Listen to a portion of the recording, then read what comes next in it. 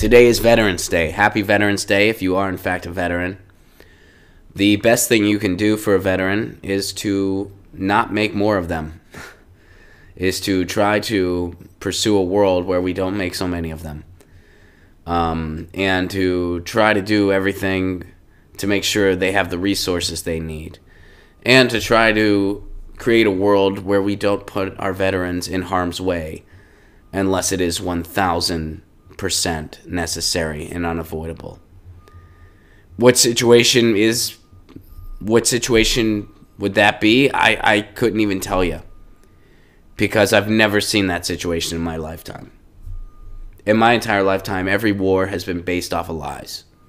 And every war has just been the war of rich people who themselves and their families are not fighting that war. That war is being fought by poor people.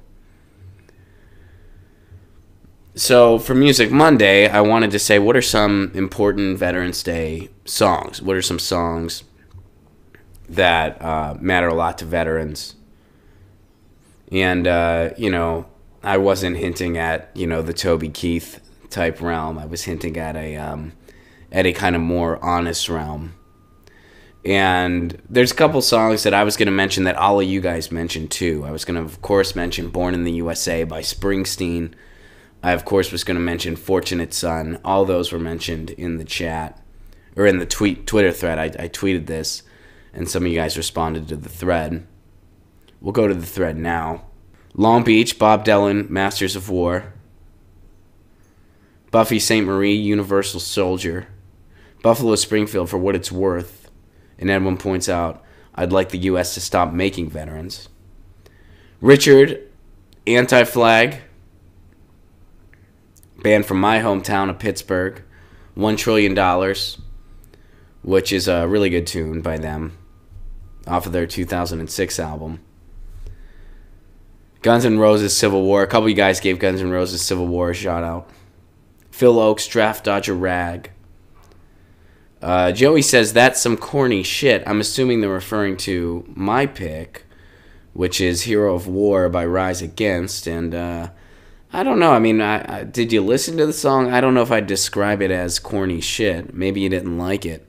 But John Prine, I love John Prine, Sandstone, and Dillinger 4, Great American Going Out of Business Sale. Phil Oakes, I Ain't Marching Anymore, excellent choice. Unity featuring Dave Hogg and Emma Gonzalez, I'm not familiar with that. Propagandy, How to Clean Everything.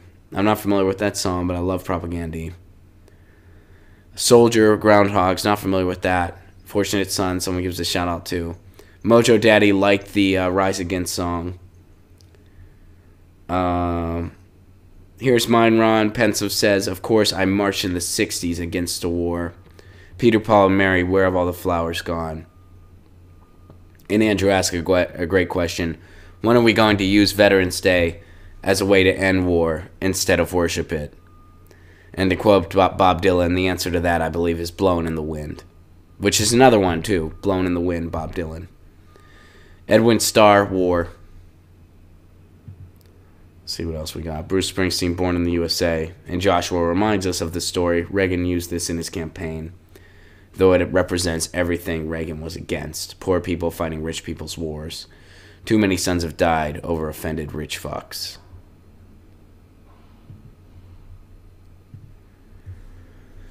And going back to my pick, I picked Hero of War. Now, I can't play any of these songs because of copyright. But I will tell you some of the lyrics of this one I picked. Rise Against, really good melodic punk band out of Chicago. And this song starts out like it might be kind of a celebratory war song, but it most certainly is not. It's told from the perspective of a young man that gets recruited to go to war, and his life slowly gets destroyed, basically. And he gets exposed to some terrible things. He does some terrible things. And it really messes him up. And it messes up other people, too. He said, son, if you see the world, have you seen the world? Well, what would you say if I told you that you could? Just carry this gun, you'll even get paid. I said, that sounds pretty good. A hero of war, yeah, that's what I'll be. And when I come home, they'll be damn proud of me. And then he tortures somebody when he's over there. And then he kills an innocent girl. And he knows that he did terrible things to innocent people. But that's the culture of war. And he doesn't feel like a hero, even though the people back home are telling him he's one. And he never got the proper help he needed for his PTSD. And he's alone and he's bitter. And in the music video, it ends with him committing an act of violence back home. So it does not have a happy ending. It's not like this guy goes on to protest against war or goes on to form an organization to help other veterans in similar situations. He never quite gets the help he needs, and he doesn't overcome it. So I think it's a very powerful song. I certainly wouldn't describe it as corny, but yeah, I recommend listening to that song, Hero of War by Rise Against. And there's a lot of great recommendations here. Some I'm not familiar with, so I can't speak to them directly. But a lot of them I was familiar with. Those are some great recommendations. And let me know in the chat if you are, in fact, a veteran yourself. I am not a veteran. I never served. But I know people who have, and you know, the story is always very similar. I mean, I know a cousin of mine did 4 tours in Afghanistan, and it wrecked his life. I don't know what exactly he did over there. He won't talk about it. I don't blame him. But I can tell you, I'll never forget when we were younger, and this was when he had first gotten back. And he went back again after this, but this is what I remember very cognizantly. I went to go visit him. You know, we both grew up in Pittsburgh, and I just went to go see him. And his family was there, and they had all these banners, proud parents of a soldier, proud parents of a veteran, you know, support the troops, all this stuff. And of course, their heart's in the right place, right? Their son's at war. And at the time, I was very Chomsky'd out. You know, I was reading a lot of Chomsky. I was in my early 20s, or I might have still been a teenager at that point. In fact, I think I was, yeah. I think I was only 19 at this point. So was he. We were the same age. And, you know, I was very much against the war.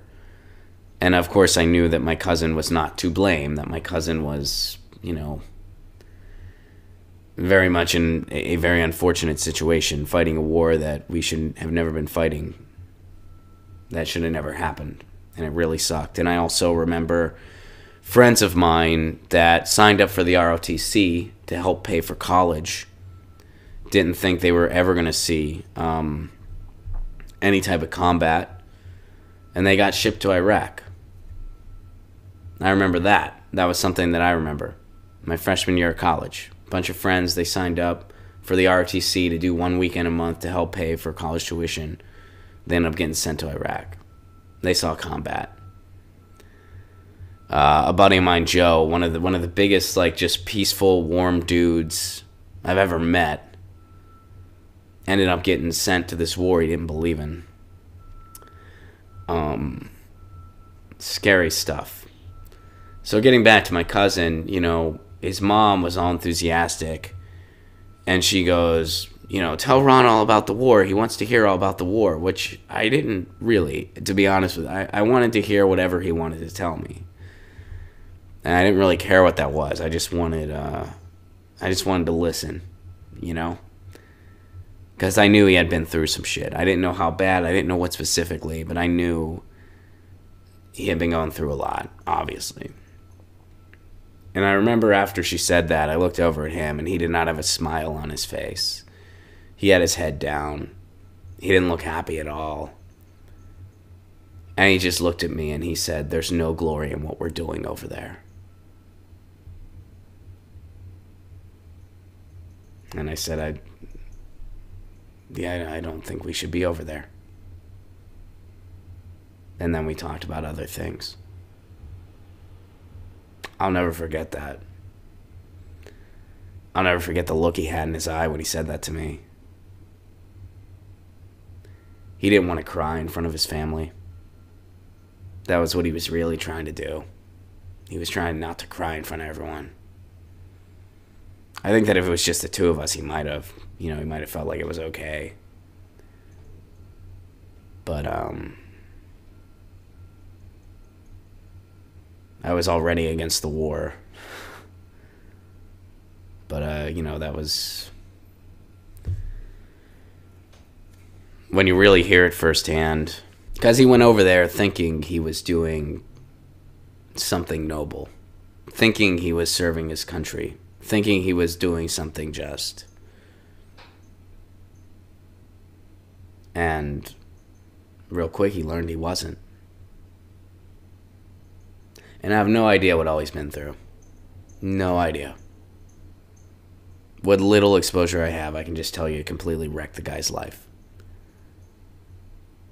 And I don't know if he's getting... I can't speak firsthand whether he's getting help that he needs or not. Like, I don't know. But obviously a lot of soldiers don't. And it's Veterans Day. So let me see if you guys have any stories.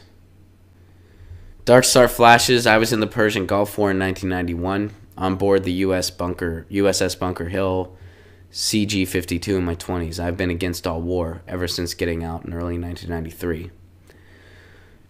Well, I'm glad you got out. I'm glad you're okay. And, I'm sure whatever you've been through, whatever you've seen, I'm sure it never goes away. But I hope you're doing the best you can. And, Crystal points out, Happy Veterans Day is kind of an ironic thing to say. Yeah, it really is. It really is. I mean, it makes you think about the world you wish we could live in. I wish we lived in a world where when people sign up for military service, they come back with stories about building a water well for an impoverished country. They're like, yeah, we brought water to this village of people. It was amazing, the smile on their face when we taught them how to use this well, and they have clean water now. We, check out that road there. I built that. I built that frickin' road. I was put on the infrastructure unit. We fixed this frickin' road. Because of the terrain and the way the hill goes, we had the hardest time fixing this one pothole, but we tried this different approach. We frickin' fixed it. And whenever you're going to drive across that road in our hometown, it's going to be smooth as silk. And that's because of me. I did that. That's my story about serving.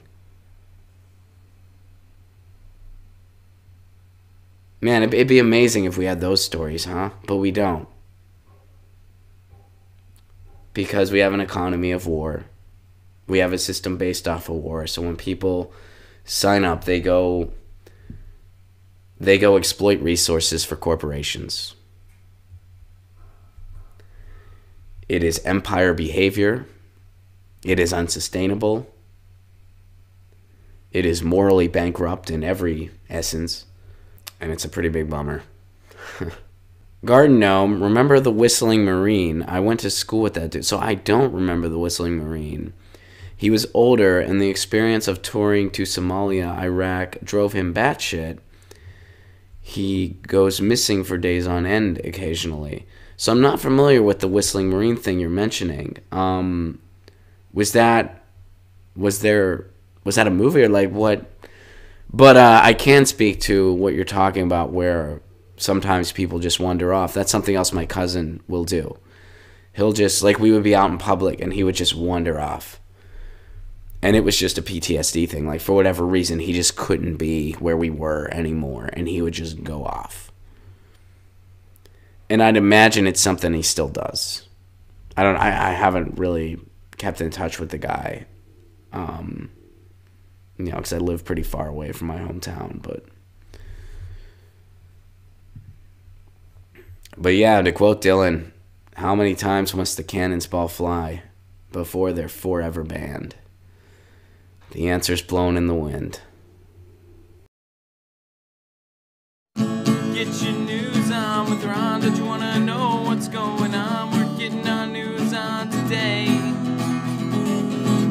Get your news on with Ron. Don't you wanna know what's going on? We're getting our news on today.